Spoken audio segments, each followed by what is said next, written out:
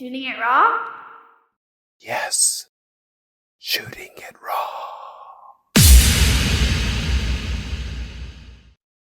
Okay. Hard left, hard right. It's a photocopy, a scan of a black and white image. It says, observe golden wedding date. And then Mr. and Mrs. Adolf Olson. Okay, so it's two people. This photo looks pretty old. Is really one of them it's hard to know if what she is holding could be a shotgun. It's one of those funny things. It's a photocopy of a 100-year-old newspaper, so yeah, the quality is maybe not what you were hoping for. No, it's actually exactly what it needs to be. This is great. So who is this? What is this? Okay, there's two stories there. Number one, these are my great-grandparents. Okay, nice. They emigrated from Norway in 1880. Okay? Okay. The first story is they left a place where their family had lived for 1,000 years, maybe longer, in order to do the right thing for their family. Mm-hmm. I mean, they looked around at the spot they were in and they went, there's no future here. Mm-hmm. We've got, if we're going to make a family and make a future for them, we've got to do something else. And they had the guts to get up and leave it all behind and come here. Mm-hmm. And it wasn't easy. I mean, they had 3 children die and lived through all of the things between 1880 and the 1930s, but, came out the other side of it. Mm-hmm. But the best story about this is you look at that picture and you see 2 old people, really kind of beat up and grim and mm-hmm. stuff.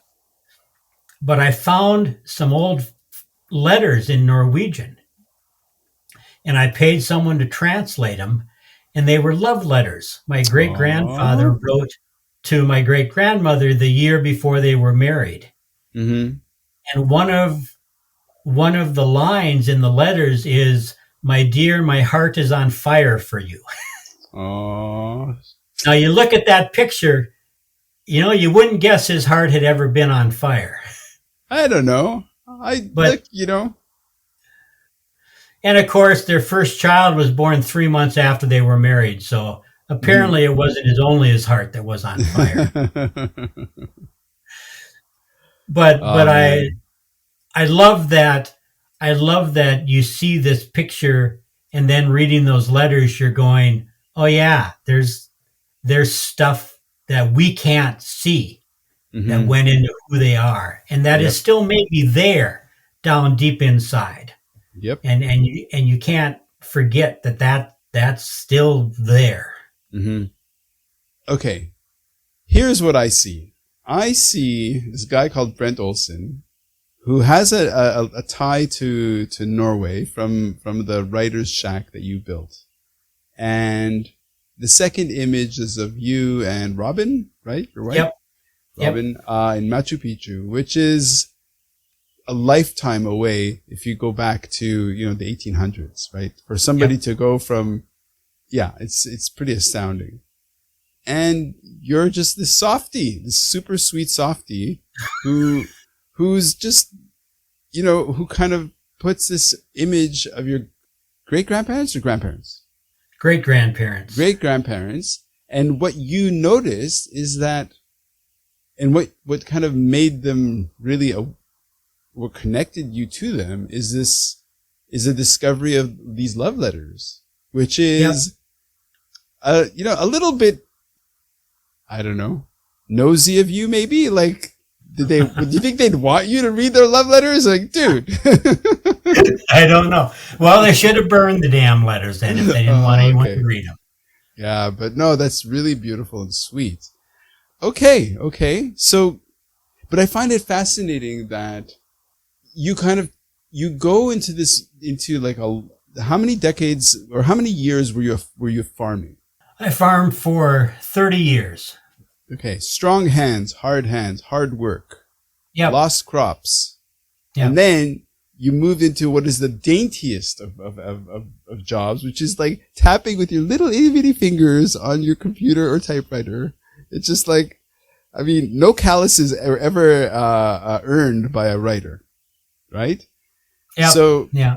and then what you notice and are connected to are these love letters, which is like just beautiful.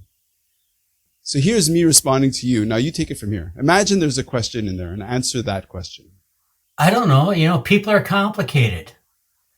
People are complicated. It's you see, and I farmed for 10 years as a writer too. Okay.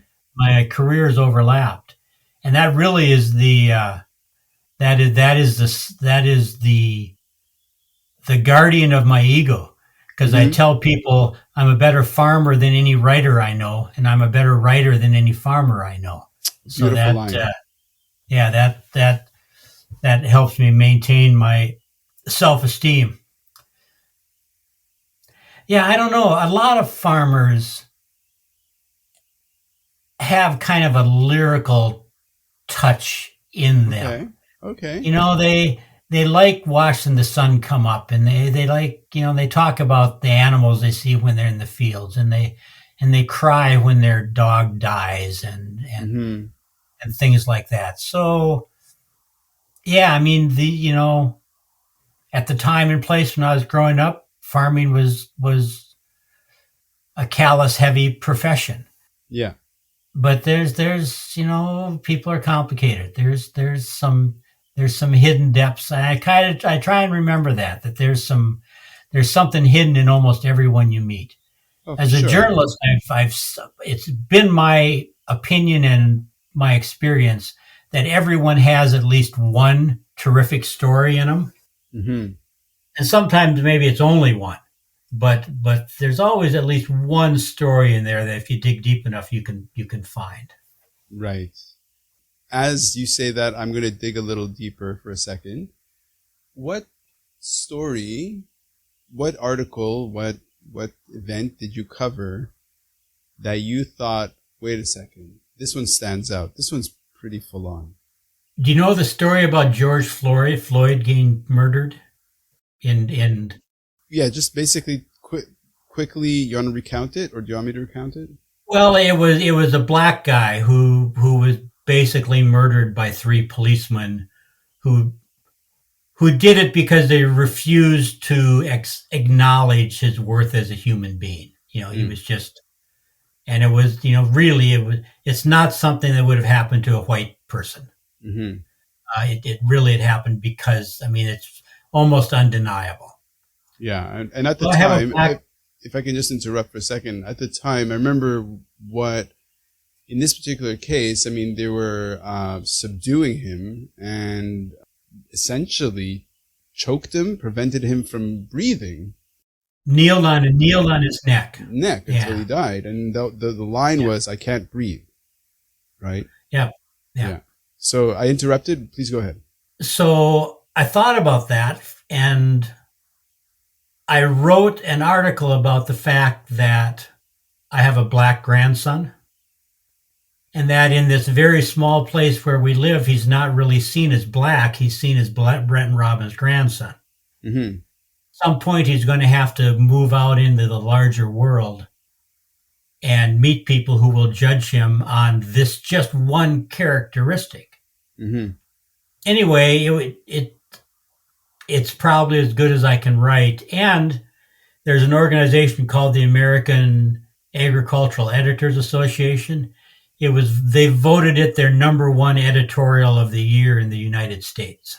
Oh, wow. Congratulations. And these are a bunch of farm writers, Yeah. So for it to affect them, I felt I nailed that one and said something that mattered. Yeah. Is that article online? Like, can we add it to the show notes? Sure. Yeah. I can. Yeah. Do you want me to send it to you? Yeah, I'd like to like, if there's a link, I'll include the link in the show notes so people can read it. Okay. Yeah, it'd be hard to find. I've got, I got a Substack column, and I've got Brent Olson online, and I've got an independently speaking Facebook page. But right. I'll find and send it to you, and that way Yeah. it'll be easier to find. Yeah, that'd be great. That'd be really great. So one of the, in my many, lives, in my many careers, I've worked at more than 50 different organizations, right? Wow. Yeah, I'm kind of weird that way. And you were making fun of me. No, I wasn't. Listen, I make fun of everyone. Okay. I'm an equal opportunity, making fun of an employer, guys. So, one of the jobs I had was at the Ontario Human Rights Commission. And speaking of being at the horizon of change, right? So at the commission, if something in culture was different or controversial, it would come to the Human Rights Commission, because that's like, okay, people trying to figure out how do we wrap our heads around this issue and still maintain, equity and fairness. And one of the things I learned, and also from my own personal experience, is that there's who you are inside, like inside our brains, all the same kind of stuff. But then externally, it's what people see, right? So you're talking about your grandson going out into the world. And then all of a sudden you bump into this thing of what people see and how people kind of treat you and how you're dealt with in the world. So it's kind of like somebody sees a farmer and they jump to conclusions, So in your case, many of them are Trump supporters or whatever, but it's always like, what's going on behind the curtain? What's going on behind that? I don't want to divert from your momentum in the sense that the last image you gave is of these older people observe golden wedding date. It's a funny photo. I mean, to me, it looks like she could be holding a microphone stand, but actually it could be a shotgun. I don't know. It's like one of those things. So there's our external bodies, and then there's what's in our skulls, right? So why don't you tie that all in with your 4 images? Okay, well, first of all, my grandchildren and my wife are self-explanatory. I don't want to leave my children out of it, but really, they're on their own now. Mm-hmm. So those 2 are self-explanatory. I have the life I have in part because of the risks my great-grandparents took. Mm-hmm. So I feel that connection, and I feel an importance to not let them down, to be a decent human being and lead a productive life. And the Writer Shack, it just, I gave that as a picture because it's a nice little illustration of what a weirdo I am. I think it is the only writer's shack with a grass roof and a Welsh and Norwegian flag about it, perhaps in all of Minnesota, perhaps the world. I'll give you that for sure. Okay, well, Brent, look, these podcasts, these conversations go by. This has been great. One more time, the title of your book, link is going to be in the show notes, and I'm going to urge everyone to read it again. Between the Helpless and the Darkness. Oh, Between the Helpless and the Darkness. That's life, really. It is. Yep. And that's not a real spoiler alert, but that in my point of view is where a quote unquote warrior needs to stand, between the helpless and the darkness. You got to try and keep the darkness away from the people who can't protect themselves. That is beautiful. Brent, thank you so much. Well, thank you. This has really been fun. I appreciate it.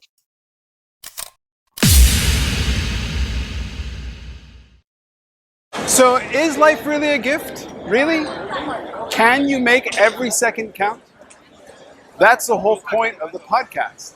So if you like what you've seen and you're inspired, because that really is my mission, then please give it a like, subscribe, and share. Shooting it raw? Yes. Shooting it raw.